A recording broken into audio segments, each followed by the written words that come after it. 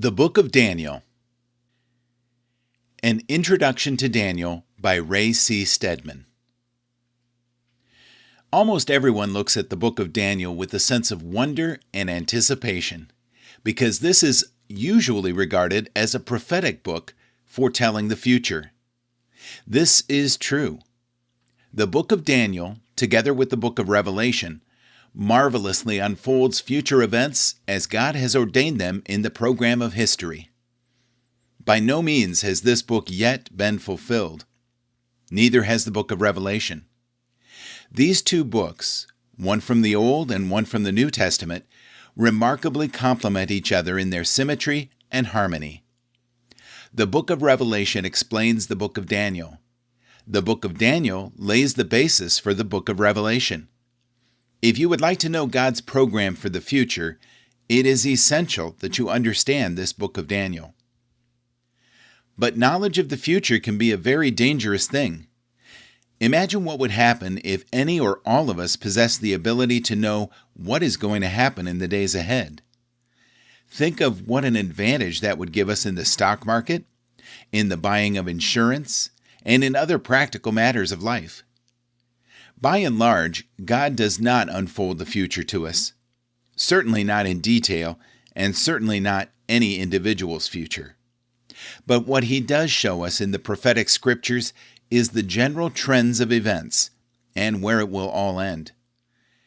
Anyone who investigates this area thoughtfully, carefully, and scripturally will discover significant and helpful things about what is happening in our world today. Everything that is happening is working out God's purposes on earth. These will all end exactly as God foretold. We can understand what is happening today if we know what the prophetic program is. God has taken two precautions in this matter of unveiling the future. First, He has clothed these prophetic passages in symbolic language. He has given them to us in figurative form. That is why in these prophetic books unusual things appear. Strange beasts with many different heads and horns sticking out here and there, and images of all kinds, and other indescribable visions. You have something in the book of Revelation, bizarre beasts with strange combinations of characteristics. These have always puzzled people. You can't just sit down with the book of Daniel and the book of Revelation and read them through and understand them as you would a novel. You have to study them. Take the whole of the Bible to interpret the symbols in the books of Daniel and Revelation. This is one of the locks that God has provided to keep curious minds from getting into these books without an adequate background in Scripture. You cannot understand what is going on in them without first knowing a great deal about the rest of the Bible. These symbolic things are signs erected by God, and signs are given to us so that we may understand facts that are otherwise hidden. God's program for the future is hidden from us until we spend time understanding the signs, and these books are full of signs. A second precaution God has taken in Daniel, and even more especially in the book of Revelation, is that He doesn't introduce the prophetic section first, but brings us through 6 chapters into an understanding of the moral character He requires of the reader before the prophetic program can begin to make sense. In other words, you can't understand the last section of Daniel unless you have lived through and understood what is involved in the first 6 chapters. There's no way to understand what the prophetic program means unless you first grasp the moral lessons of the first part of the book. There's no way to cheat on this. You can't just read it through and then turn the prophetic program hoping to understand. You will find you will get nothing out of it. You really have to carefully analyze these initial chapters. Think them through. Begin to walk accordingly and experience them before the prophetic program comes to life. That is the glory of God's book. You can't understand it with just intellect. You can sit down with the prophetic outlines of Daniel and of Revelation, draw charts, Spend your time explaining to people what all these things mean and how God's program is going to work out, and analyze it down to a gnat's eyebrow. But unless you have incorporated these lessons of the first part of the book into your own life, you will discover that there's nothing there to enrich your life. The Lord Jesus himself points this out during the Olivet Discourse, when his disciples asked him to name the sign of his coming and what the symbol of his return to earth would be. Jesus said, "So when you see the desolating sacrilege spoken of by the prophet Daniel standing in the holy place, then let those who are in Judea flee to the mountains." Matthew 24, verses 15 and 16. Get out of the city of Jerusalem, because things will happen there that will tremendously affect the people living in that area. Then is the time to flee the city, for the great tribulation will be upon you. When he said, "When you see the desolating sacrilege standing in the holy place," he added in parenthesis these words, "Let the reader understand." That is, don't read through Daniel superficially. Think it through. Give yourself to thought on this. You have to understand what he is talking about before you will be able to recognize the desolating sacrilege, or abomination of desolation, when it comes. That is why the Lord went on to say that the world, in its superficial approach to truth, will not understand when it cries, "Peace, peace, peace," for there will be no peace. Sudden destruction will come upon them, and they will be swept away, just as the people of Noah's day were swept away when the flood came. Now, all of this is a warning to take the book of Daniel seriously, and to endeavor to understand the structure of this book as we delve into it. This book divides very simply into two sections, as I have already suggested. The first 6 chapters are a history of the prophet Daniel himself and his friends in the land of Babylon, men of faith in a hostile world. Let me tell you that there is no section of Scripture more helpful to understand someone who is trying to live as a Christian in difficult surroundings than these 6 chapters of Daniel.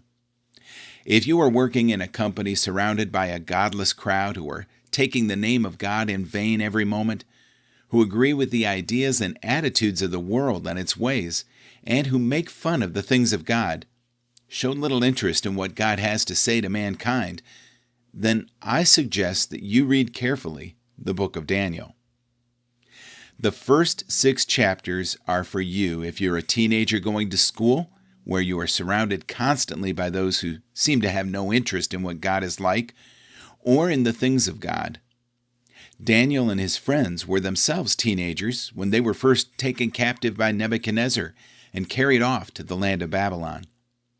As they began their career of faith, they did so with a total lack of understanding of life and with all the insecurity of a teenager in a hostile environment. The book records in these first 6 chapters the pressure they underwent as they stood for their faith in the midst of these difficult surroundings. In chapter 1, the young men are confronted with the necessity of changing their diet. Ordinarily, there would be nothing particularly significant in that. Many of us could stand that, perhaps frequently. But these young men already had been told by God what they are not to eat. And the very things that they were told not to eat are the things that are required eating from them as prisoners in the palace of the king of Babylon. What are they to do? This king is the most powerful tyrant who shall ever have lived on earth. The Bible itself records that there was no king that had ever lived before Nebuchadnezzar or would ever live after him who was equal to him in authority. There were no restraints whatsoever upon what he desired to do. His word was absolute law. He could take any man's life at any time. Later on in his reign, he took the lives of the sons of the king of Judah as their father watched, and then had the father's eyes put out. Another man was burned to death over a slow fire. This king was an expert in torture. So these young teenagers, facing this test, know that they will have to either comply with the king's demands or forfeit their lives. What can they do? They feel all the pressure and hear all the familiar arguments that any person hears today to try to get them to give up acting on the basis of faith. They surely hear the argument, in whatever form it took in those days, when in Rome, do as the Romans do. Everyone else is doing this. What difference does it make what you eat? So what if you have a ham sandwich with these Babylonians? What's the difference? After all, they're prisoners in a country far away from home. Their own country has been laid waste. Who will know or care what they do? They feel the pressure, but these young men stand fast, and God honors them. God gives them the grace to stand despite that pressure, and as a result, they are exalted and given positions of authority and responsibility in that kingdom. This story of repeated pressure goes right on throughout this book. In chapter 2, we see part of the reason for this kind of testing for these particular young men. It comes out more clearly here in the story of the great dream vision of King Nebuchadnezzar. He dreams one night of a great image of a man with a strange body. He had a head of gold, shoulders of silver, midsection of brass, legs of iron, and feet of clay and iron mixture. But he forgets his dream. He calls in the wise men and asks them to tell him not only the interpretation, but the dream as well.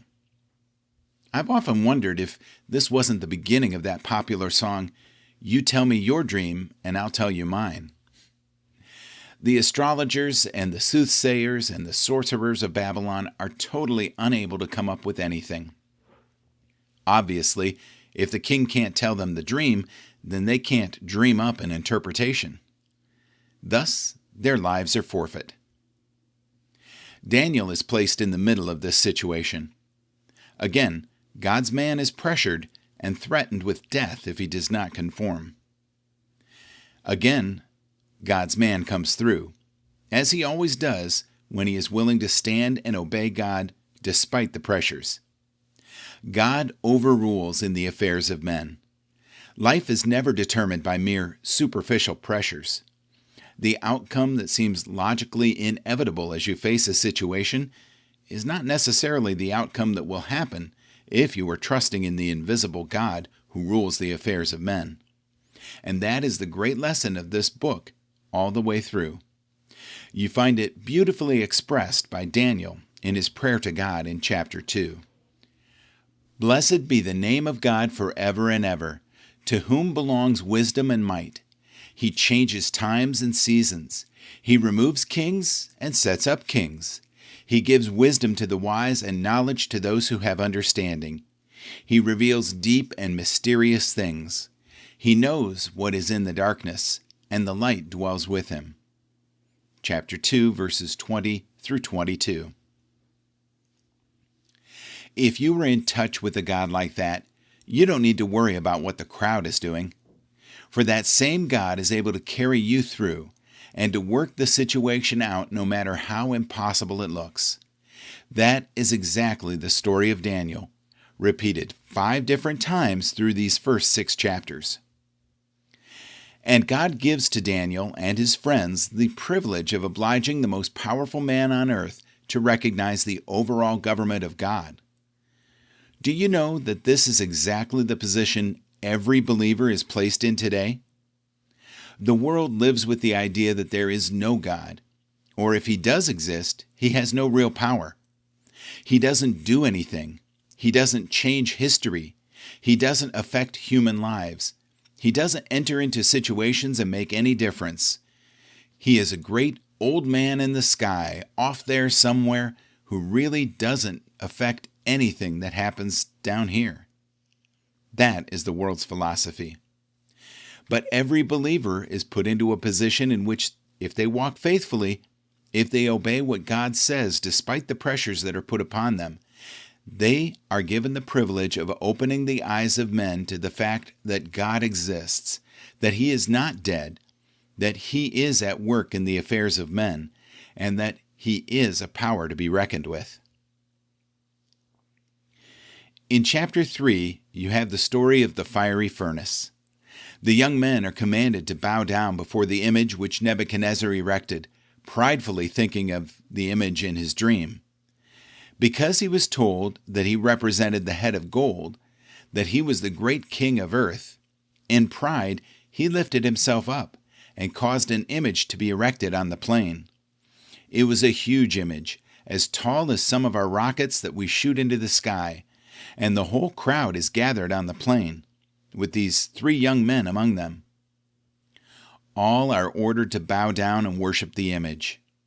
In order to encourage them, a great furnace was built at the other end of the plain, and they are told that if they don't bow down, that is where they will end.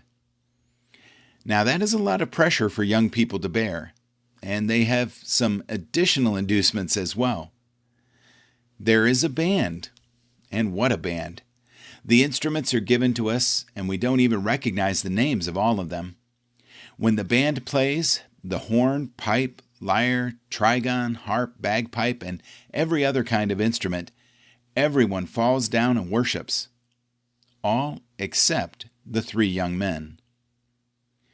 When they are brought before Nebuchadnezzar, he orders them to fall down. Then they say these wonderful words, "O Nebuchadnezzar, we have no need to answer you in this matter." Chapter 3, verse 16. They are not being impertinent. They mean they do not need to take any time to think over their answer.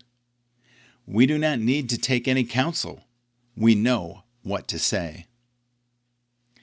If it be so, our God, whom we serve, is able to deliver us from the burning fiery furnace, and he will deliver us out of your hand, O king.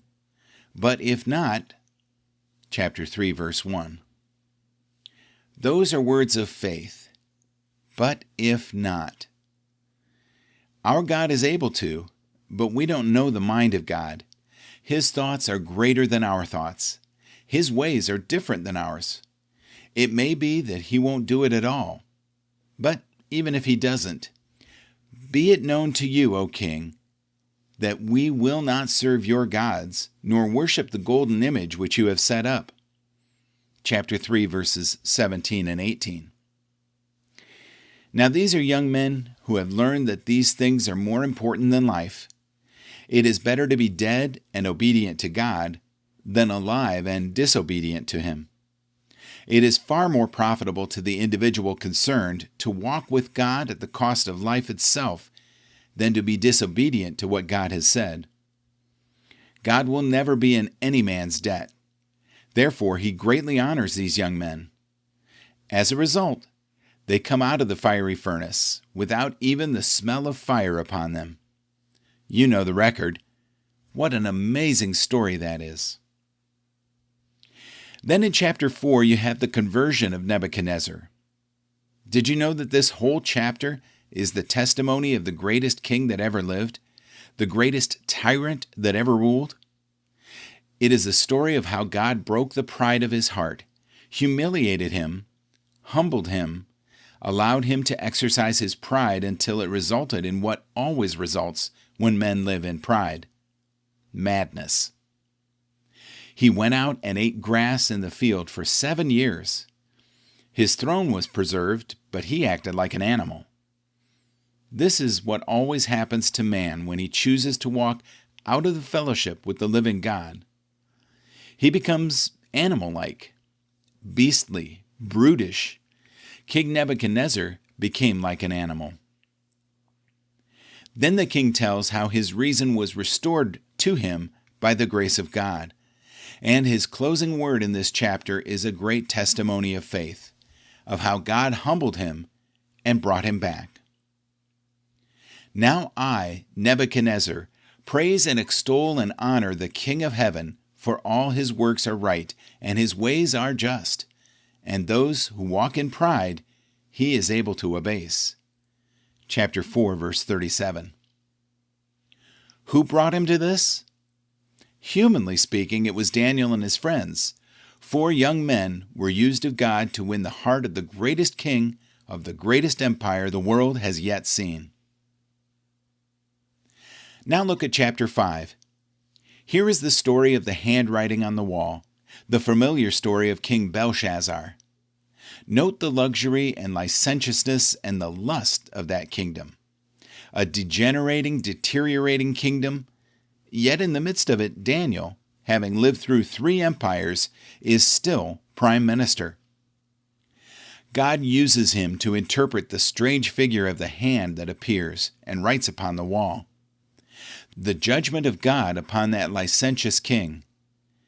This bears out the thesis of this book, that God is at work in the affairs of men, and any man who sees beyond the things that are seen to the things that are unseen and acts accordingly will find that God is with him, supporting him and strengthening him along the way, bringing him out to the praise of his glory.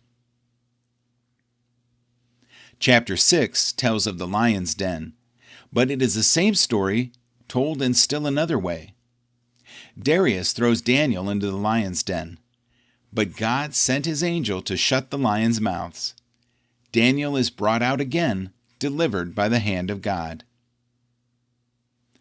Chapter 7 begins the prophetic section, starting with the vision of the 4 beasts. It is interesting that these beasts cover the same period of time as the 4 divisions of the image that Nebuchadnezzar had seen in chapter 2. That image had a head of gold, symbolizing the Babylonian kingdom, shoulders of silver for Media-Persia, the trunk of brass symbolizing the Grecian Empire, and then the 2 legs of iron representing the 2 divisions of the Roman Empire, and terminating at last in a broken kingdom characterized by feet of mingled iron and clay. This great prophetic passage outlines history from Daniel's day clear past our own day to the end of time and the return of Jesus Christ.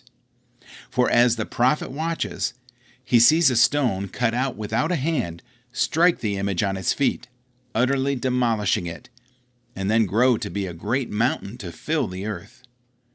Clearly, this pictures the kingdom of God and the return of Jesus Christ. In chapter 7, the 4 beasts represent the same kingdoms, but from God's point of view. They are nothing but beasts growling and fighting and quarreling with each other. I think Dr. Schofield points out all the symbols of modern nations are representations of birds or of beasts of prey. Our own nation is symbolized by an eagle, a bird of prey. The British Empire is a lion. Russia is a bear. The prophet sees these nations struggling together, culminating in the powerful reign of a single individual over the whole of this Western world. Then in chapter 8, you see the movement of Western history. The ram and the he-goat come together, and this is a picture, as we are told later in chapter 11, of the conquest by Alexander the Great and the rise of the kingdom of the Seleucids in Syria, as opposed to the Ptolemies in Egypt. These 2 families occupied the center of history for centuries after that. The struggle between Syria and Egypt, with little Israel caught in the middle. The battle rages back and forth, and today Israel is the most fought-over country in all of history.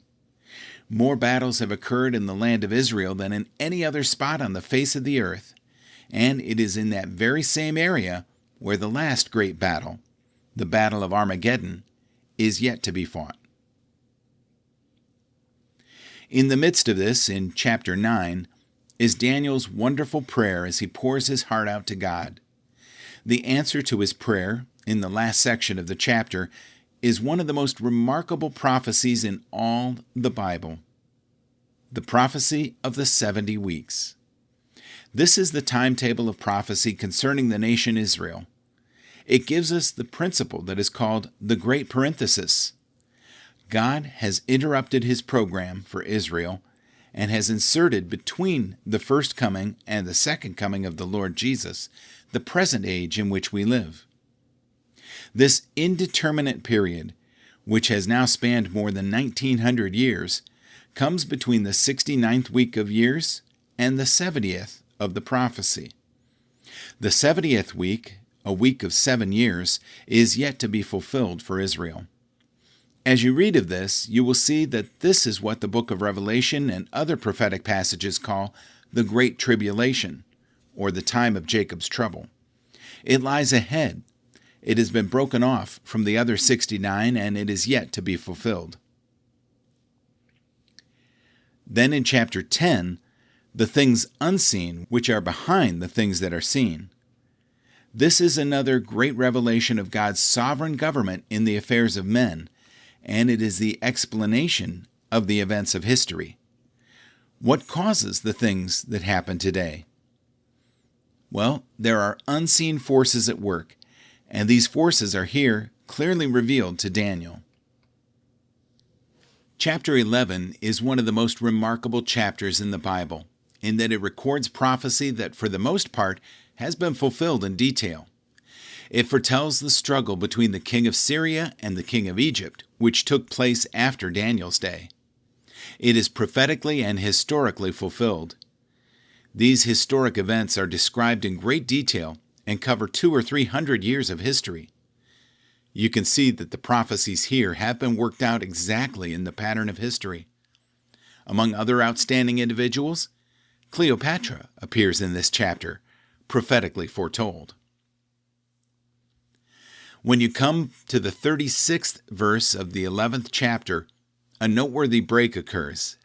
It is introduced by the previous verse, in which the angel says to Daniel, "And some of those who are wise shall fall, to refine and to cleanse them and to make them white, until the time of the end, for it is yet for the time appointed." Chapter 11, verse 35. Here begins a passage that deals with the 70th week of Daniel, that is yet to be fulfilled, the time of the end, the last days, the ultimate arrangement of earth's kingdoms just before the return of Jesus Christ. This remarkable passage predicts an invasion of Palestine and a counter-invasion from Egypt in the south, and then the meeting of two great armies in the land of Israel, and the ultimate destruction of those armies there on the mountains of Israel.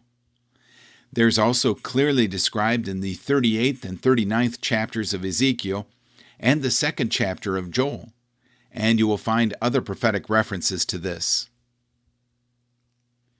The beginning of chapter 12 introduces the greatest event of history yet to be fulfilled, the coming again of Jesus Christ. It is not mentioned as such here, but this is what Daniel hears. "At that time shall arise Michael, the great prince who has charge of your people Israel. And there shall be a time of trouble, such as never has been since there was a nation till that time. But at that time your people shall be delivered, everyone whose name shall be found written in the book." Chapter 12, verse 1. This is followed by a resurrection. "And of those who sleep in the dust of the earth shall awake, some to everlasting life, and some to shame and everlasting contempt." Chapter 12, verse 2. And the final judgment of God. "And those who are wise shall shine like the brightness of the firmament, and those who turn many to righteousness like the stars forever and ever." Chapter 12, verse 3. Then Daniel is given a sign of when this will occur. "But you, Daniel, shut up the words and seal the book until the time of the end. Many shall run to and fro, and knowledge shall increase." Chapter 12, verse 4. Many Bible scholars understand this to be an indication that as we near that time, transportation and knowledge will rapidly increase just as they have in our own time. One last thing about the final chapter is important. Daniel asks certain questions of the angel who has revealed this to him, and then he is given to understand two great principles that are at work in human life. You and I often hear people discussing what is happening in the world, with newspaper commentators and others constantly pouring into our ears reports of terrible things. People often say, "What is happening? Is the world getting worse and worse, or is it getting better and better?" On one hand, you will hear people describe things in such a way that you are bound to say, "Well, the world is getting worse and worse." Then someone replies, "No, it isn't. Look at this, and this, and this." I believe the world is getting better. We're progressing. Now, the book of Daniel makes it clear that we will never understand God's word and God's work until we believe both of these principles. For in the 10th verse of chapter 12, Daniel is told, "Many shall purify themselves and make themselves white, and shall be refined. Good will get better. But the wicked shall do wickedly, and none of the wicked shall understand. But evil will get worse. But those who are wise shall understand." Chapter 12, verse 10. Jesus said that the good seed has been sown, but the enemy has come and sown tares among the wheat. Let both grow together, he says, until the harvest. Matthew chapter 13, verse 30. I think this is certainly true in history. Today, evil is worse than it has ever been. It is more subtle, more devilish, more satanic, more difficult to detect than it has ever been before in human history. But good is better than it has ever been before. Good is more powerful. Its effect in human history, in relationship to the evil around it, is far greater than it has ever been before. These two principles are at work in human society, but neither shall overpower the other. Good is not going to become so triumphant that evil finally disappears, as once was thought at the turn of the century. Nor is evil going to be so powerful that good finally disappears. Both are going to come into a headlong conflict, and the Bible everywhere records that at that precise moment in history, God shall again intervene in human affairs. Of the ultimate clash of these two great principles working in human society, Daniel is told, "Blessed is he who waits and comes to the 1,335 days. But go your way until the end, and you shall rest, and shall stand in your allotted place at the end of the days." Chapter 12, verses 12 and 13. Daniel, chapter 1. Timeline. During the 6th century BC, construction on the Acropolis in Athens begins. Mayan civilization was flourishing in Mexico. Aesop wrote his fables. Confucius and Buddha live. Greek art comes into its own. The Phoenicians make the first known sea journey around Africa. The olive tree is introduced to Italy by the Greeks. Daniel in the den of the higher critics. Who wrote the book of Daniel? The author mostly speaks in the third person, except for chapter 8, verse 1, chapter 9, verse 20, and chapter 10, verse 2, where he speaks in the I, Daniel form. But it was customary for ancient writers to speak in the third person, even when writing about themselves. One Old Testament exception to this is Nehemiah, which is in the form of a personal diary. God himself switches between the grammatical first and third person when speaking of himself.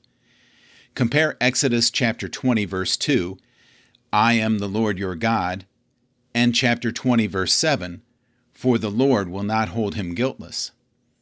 So clearly, the book of Daniel claims to have been written by Daniel himself, and the fact that it is written mostly in the third person does not contradict that claim. Fortunately, Jesus clears the matter up nicely. He tells us that Daniel wrote the book of Daniel. Therefore, when you see the abomination of desolation spoken of by Daniel the prophet, Matthew chapter 24, verse 15, and Mark chapter 13, verse 14, Ezekiel, who was a contemporary of Daniel, knew of him and his godliness. Even if these three men, Noah, Daniel, and Job, were in it, they would deliver only themselves by their righteousness, says the Lord God. That's Ezekiel chapter 14, verse 14. Daniel describes events of the 2nd century before Christ, especially the period 175 to 164 BC, with such precision that critics have held that it had to have been written after that period, during the time of the Maccabees. Supposedly, its purpose for being written during that time was for it to be an inspiring political tract meaning to encourage God's people on to victory during the Maccabean War. The first one to suggest a Maccabean date for Daniel was the Neoplatonic philosopher Porphyrius of Tyre, 3rd century AD. Porphyrius couldn't believe the prophecies, so he suggested the later date. Jerome, in his commentary on Daniel, spent much of his time refuting these arguments. Beginning in 1771, influenced by the Enlightenment, academics began to revive the old Maccabean date theory for Daniel. They all agreed that every accurate prediction of Daniel was written after the event had taken place.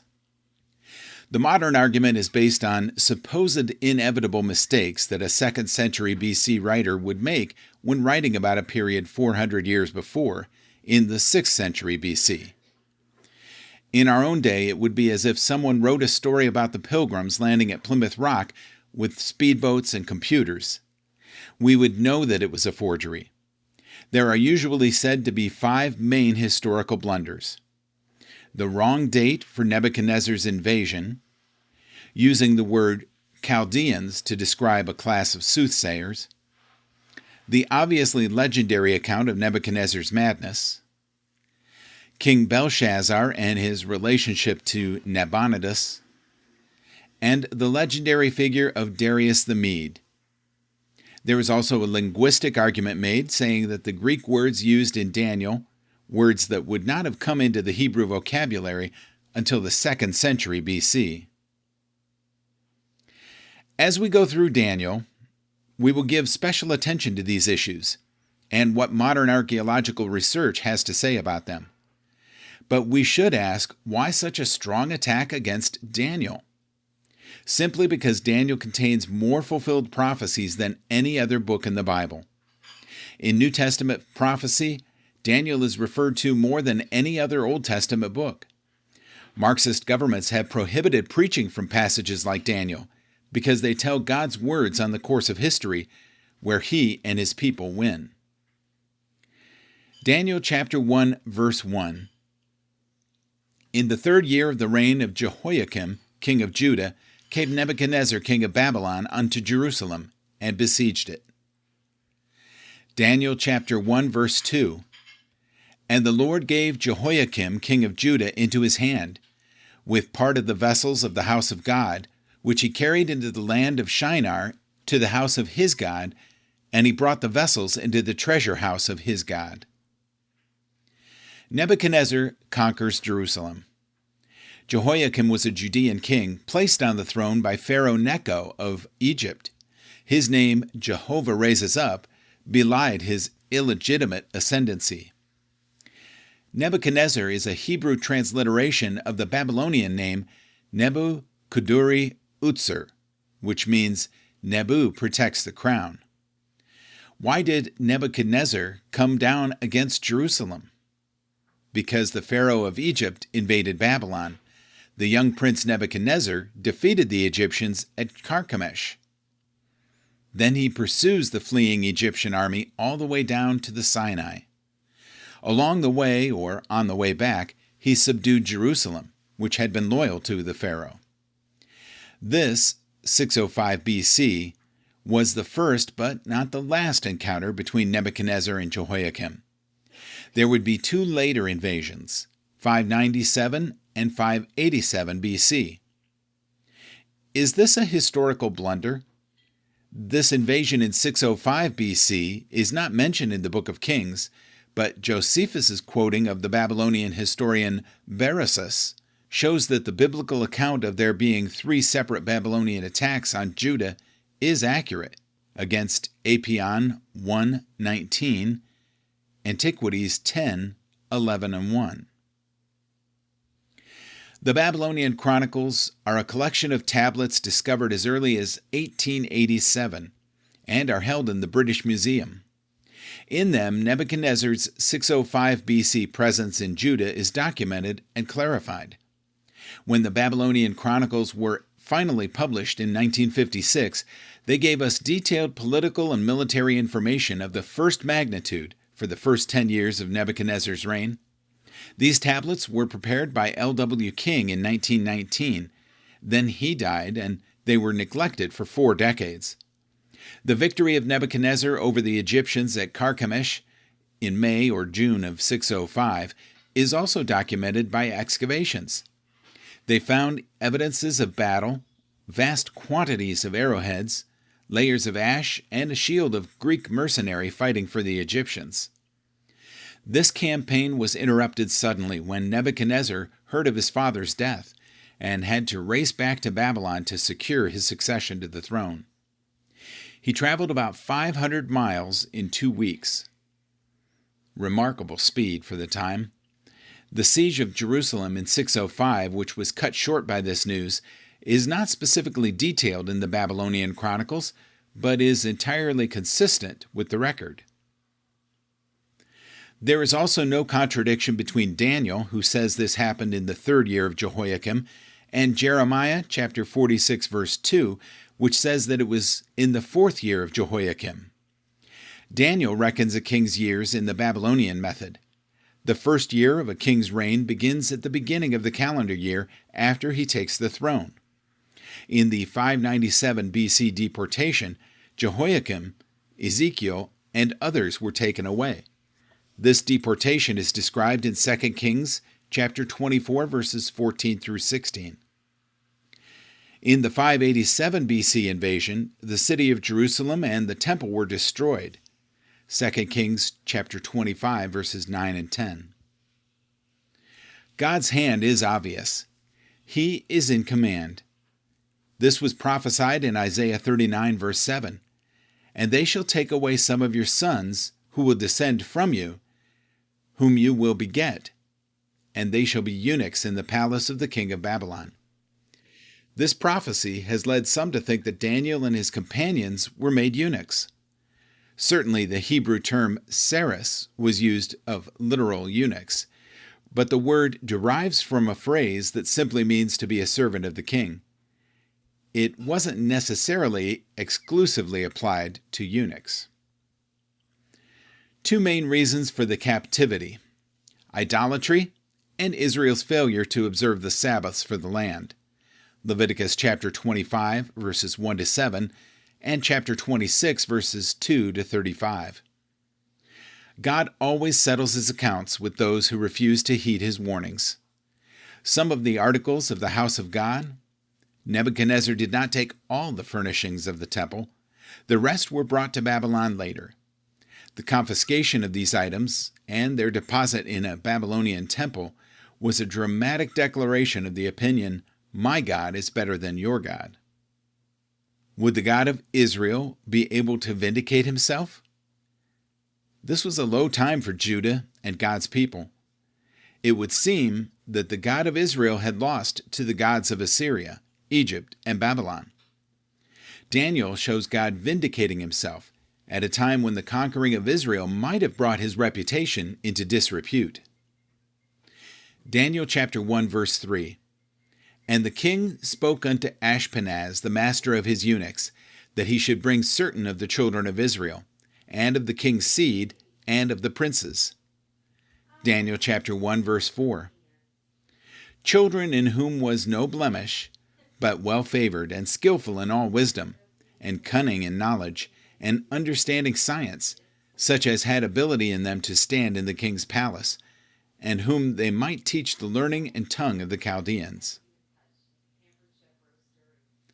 Babylon's system of indoctrination. The best and the brightest of Jerusalem's young men are chosen to be taken back to Babylon. Nebuchadnezzar not only confiscated holy things from the temple, but the shining lights of Judah's future as well. Young men, perhaps 13 to 17 years old. He showed himself as a wise administrator and a shrewd tactician. Taking these young men as hostages would remind the people back in Jerusalem that they should not revolt against recently imposed Babylonian rule. Daniel chapter 1 verse 5.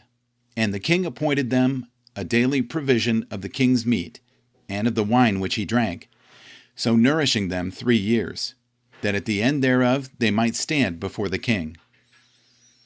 Daniel chapter 1, verse 6. Now among these were of the children of Judah Daniel, Hananiah, Mishael, and Azariah.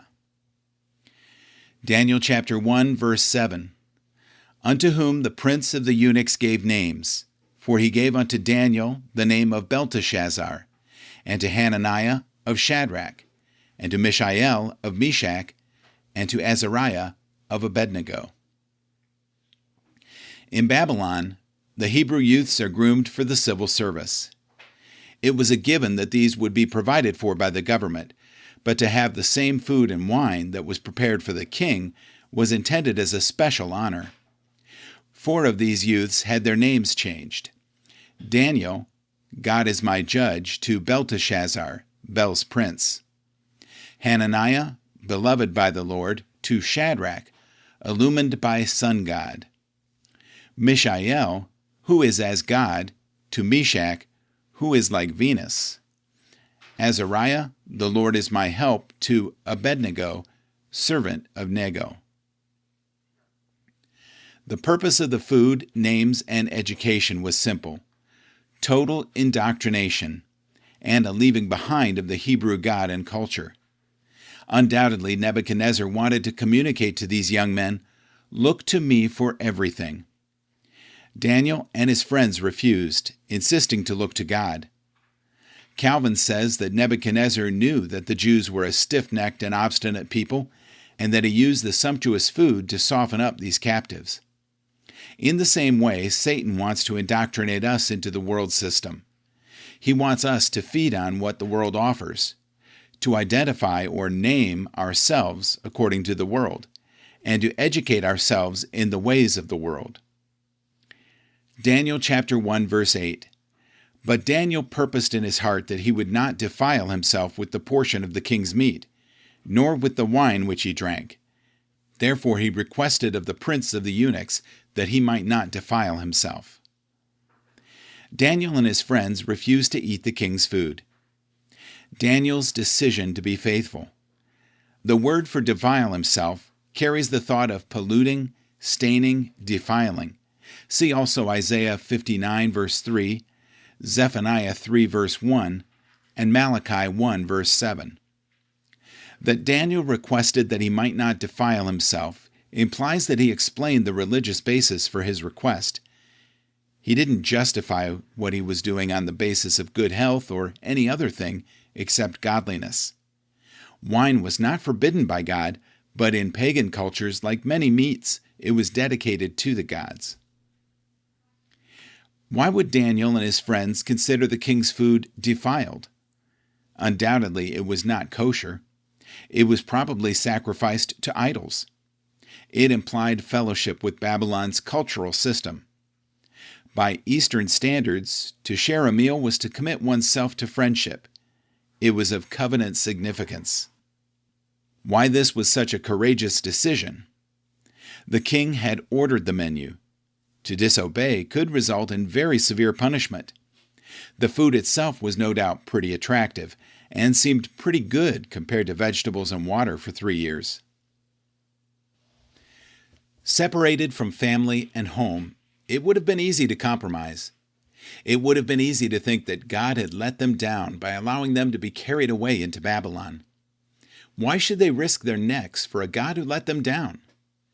Many Christians have a mentality that says, God, you do right by me, and I'll do right by you. Of course, God will always do right by us, but we don't always know what is right for us. Daniel illustrates to us how to resist temptation. The heart must be set. Daniel purposed in his heart, making up his mind beforehand that he would not compromise. The life must be winning. Daniel found favor with his superiors. Protest must be courteous. Daniel requested. He made a polite request, showing discretion. Making an obedient stand for Jesus Christ does not mean we must be obnoxious. Self-denial must be sought. Be ready for a bad name. Be willing to be called a bigot. Be prepared for the loss of friendships. Be prepared for anything, so long as you can stand fast by him who bought you with his precious blood. The test must be boldly put. A Christian man should be willing to be tried. He should be pleased to let his religion be put to the test. There, says he, hammer away if you like. Do you want to be carried to heaven on a feather bed? Daniel chapter 1, verse 9. Now God has brought Daniel into favor and tender love with the prince of eunuchs.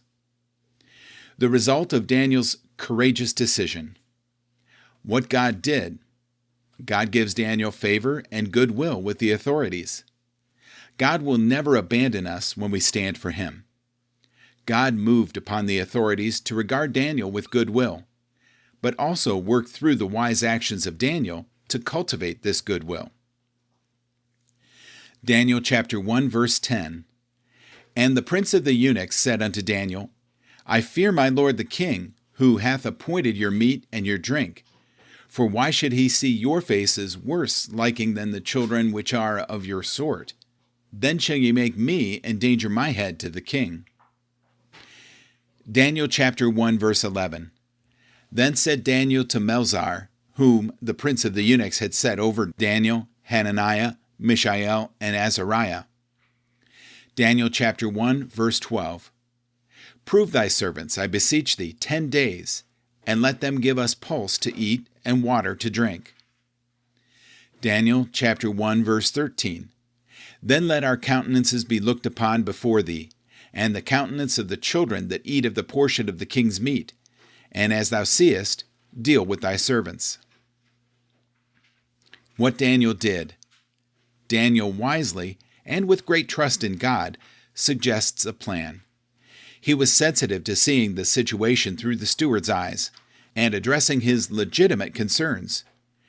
Martyrs by proxy, who have such strong convictions that they think if someone else's duty to run risk for them, are by no means unknown.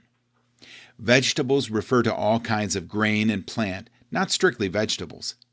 Daniel was willing to put himself and his faith in God to the test. Daniel chapter 1, verse 14. So he consented them in this matter, and proved them 10 days. Daniel chapter 1, verse 15. And at the end of 10 days their countenances appeared fairer and fatter in flesh than all the children which did eat the portion of the king's meat. Daniel chapter 1, verse 16. Thus Melzar took away their portion of the meat and the wine that they should drink, and gave them pulse. The primary result? Immediately, Daniel and his companions are blessed for their faithfulness. Daniel chapter 1, verse 17. As for these 4 children, God gave them knowledge and skill in all learning and wisdom, and Daniel had understanding in all visions and dreams. Daniel chapter 1, verse 18.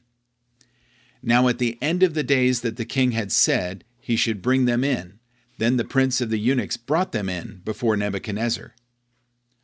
Daniel chapter 1, verse 19. And the king communed with them, and among them all was found none like Daniel, Hananiah, Mishael, and Azariah. Therefore stood they before the king. Daniel chapter 1, verse 20. And in all matters of wisdom and understanding that the king required of them, he found them 10 times better than all the magicians and astrologers that were in all his realm. Daniel chapter 1, verse 21. And Daniel continued even unto the 1st year of King Cyrus. The secondary result? In the long term, Daniel and his companions are blessed and promoted because of their faithfulness. The special intellectual ability of Daniel and his companions was not due to their diet, but to the special intervention of the Lord. These young men from Jerusalem were immersed in the study of Babylonian culture, literature, and religion, yet they remained faithful to God. The work of the prophets like Jeremiah, Zephaniah, and Habakkuk had not been in vain. They were in the world, but not of it. Observations? Isn't Daniel making a big deal over a little thing? Yes, but the only way to go on with God is by being faithful in little things. Daniel, why bring religion into it? But Daniel realized that his relationship with God touched every area of his life, even what he ate. It is significant that the very roots of sin go back to eating of forbidden fruit. Purity of heart and faithfulness to God come before enlightenment in divine mysteries. Daniel will later receive great revelation, but now he simply shows himself a dedicated follower of God. Daniel and his friends must have been trained well by their parents. We must train our children this way. Daniel chapter 2. Daniel chapter 2, verse 1. And in the 2nd year of the reign of Nebuchadnezzar, Nebuchadnezzar dreamed dreams, wherewith his spirit was troubled, and his sleep brake from him. Nebuchadnezzar's dream. The troubling dream.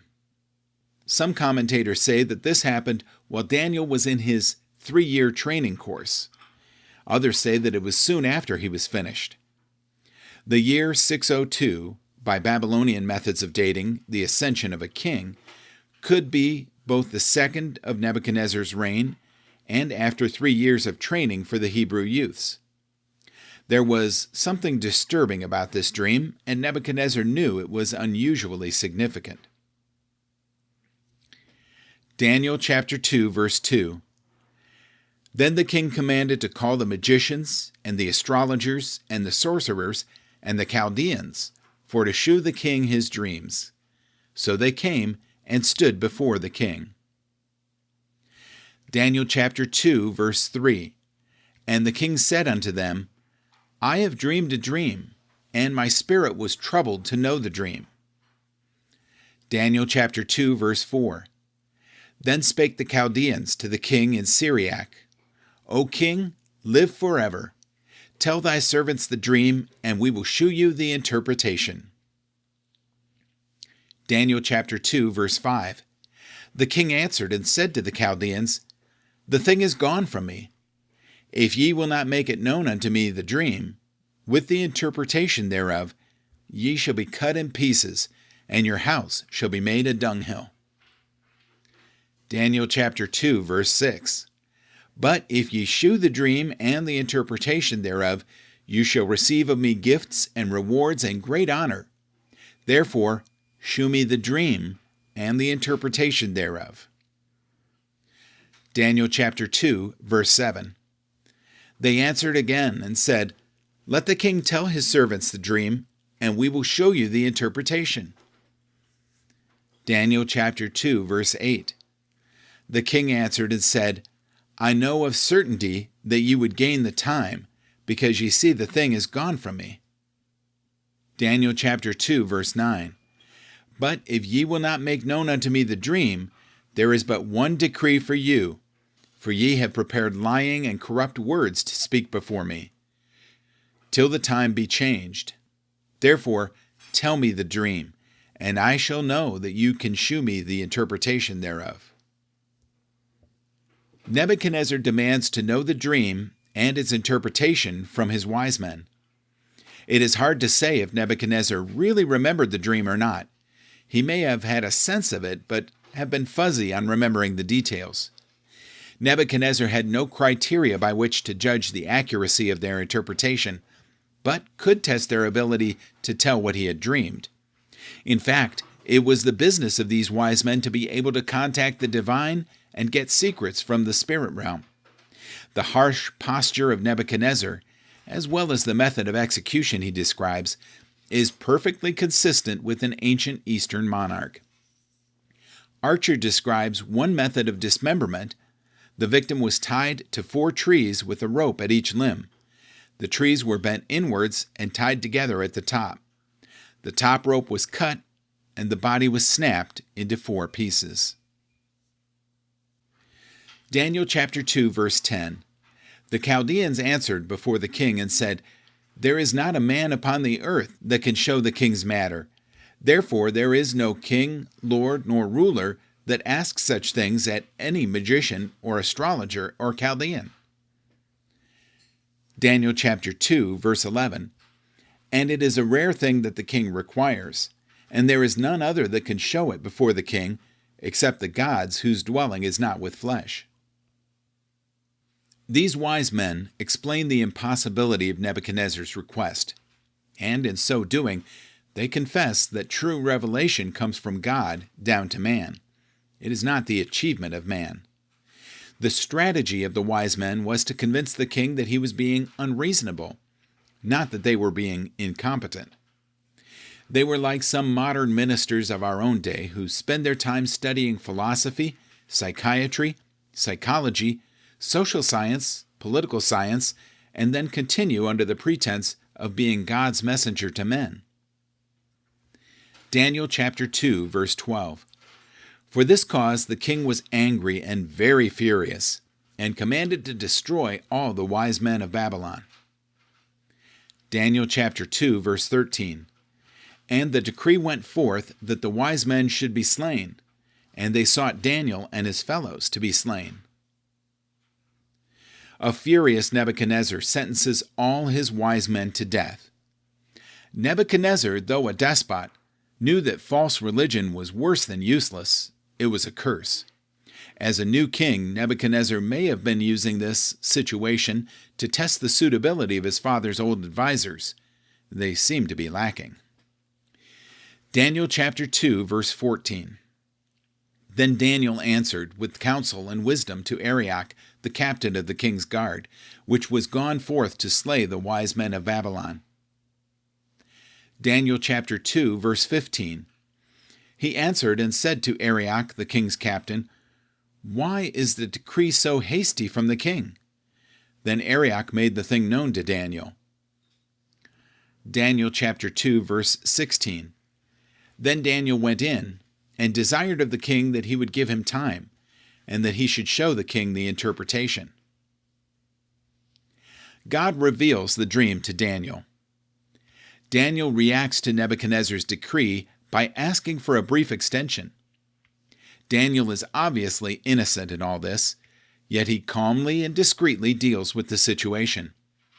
Daniel's calmness in this crisis showed what kind of man he really was. Crises do not make the man, they reveal the man. He asked the king to give him time. It takes time to listen to the Lord and to wait upon him, and Daniel knew this. Was Satan trying to manufacture Daniel's execution in all this? Daniel chapter 2, verse 17. Then Daniel went to his house and made the thing known to Hananiah, Mishael, and Azariah, his companions. Daniel chapter 2, verse 18. That they would desire mercies of the God of heaven concerning this secret, that Daniel and his fellows should not perish with the rest of the wise men of Babylon. Daniel asks his companions for prayer.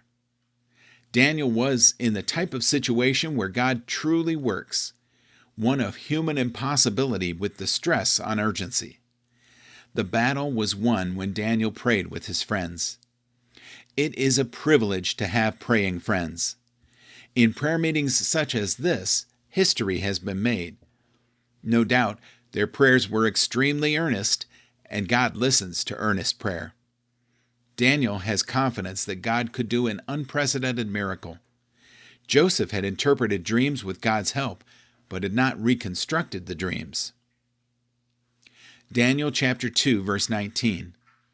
Then was the secret revealed unto Daniel in a night vision. Then Daniel blessed the God of heaven. God reveals Nebuchadnezzar's dream and its interpretation to Daniel.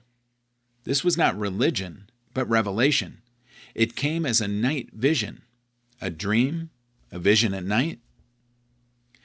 Daniel chapter 2, verse 20. Daniel answered and said, Blessed be the name of God forever and ever, for wisdom and might are his. Daniel chapter 2, verse 21. And he changeth the times and the seasons. He removeth kings, and setteth up kings. He giveth wisdom unto the wise, and knowledge to them that know understanding. Daniel chapter 2, verse 22. He revealeth the deep and secret things. He knoweth what is in the darkness, and the light dwelleth with him. Daniel chapter 2, verse 23.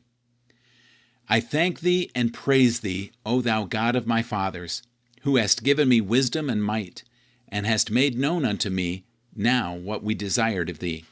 For thou hast now made known unto us the king's matter.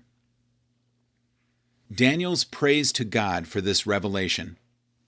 God is praised for his might and for his desire to speak to man.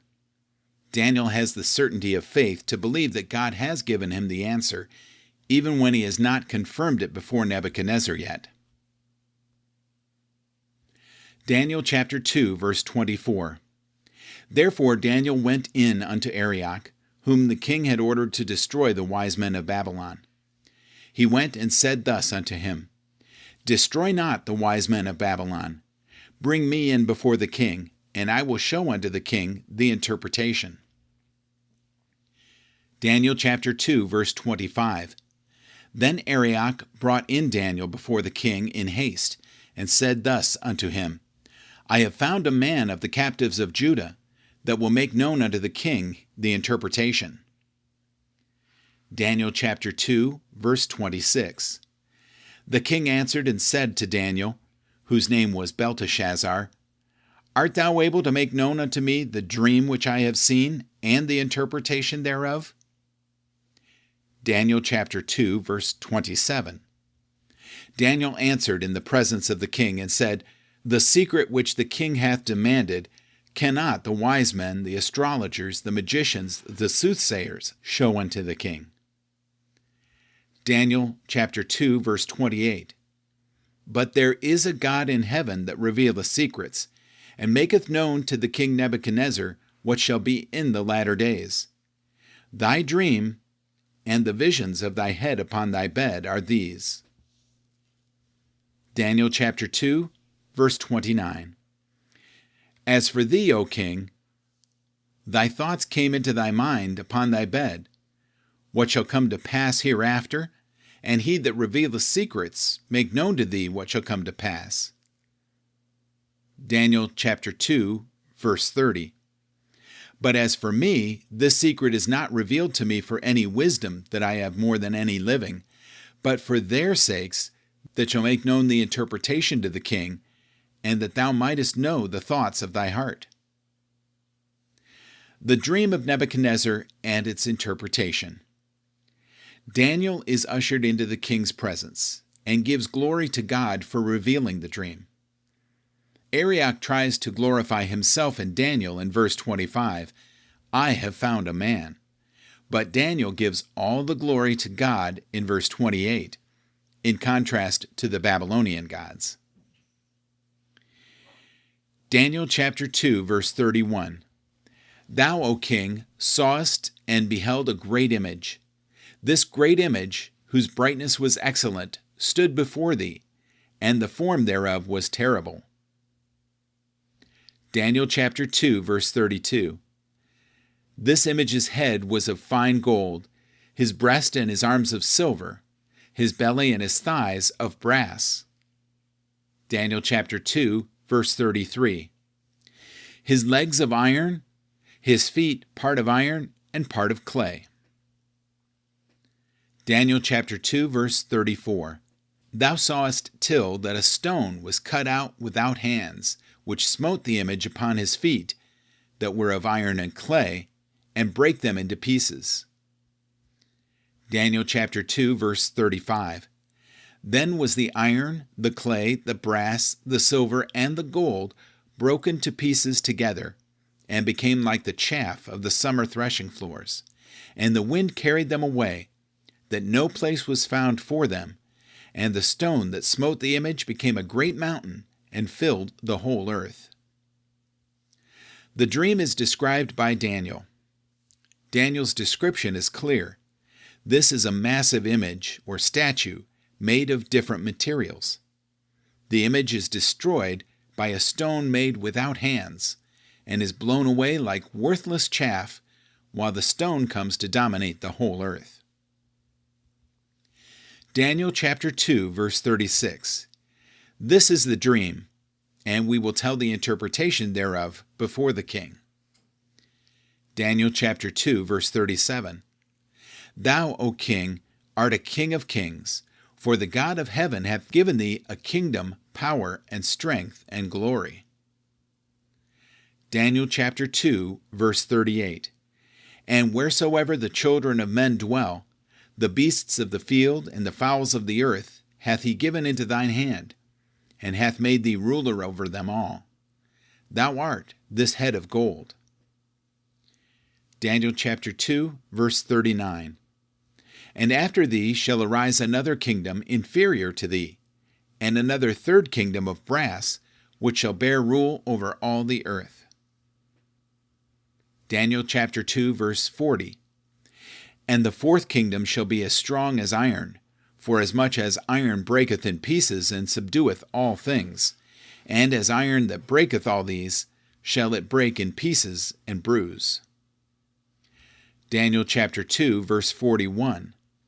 And whereas thou sawest the feet and the toes, part of potter's clay and part of iron, the kingdom shall be divided, but there shall be in it of the strength of the iron, for as much as thou sawest the iron mixed with the miry clay.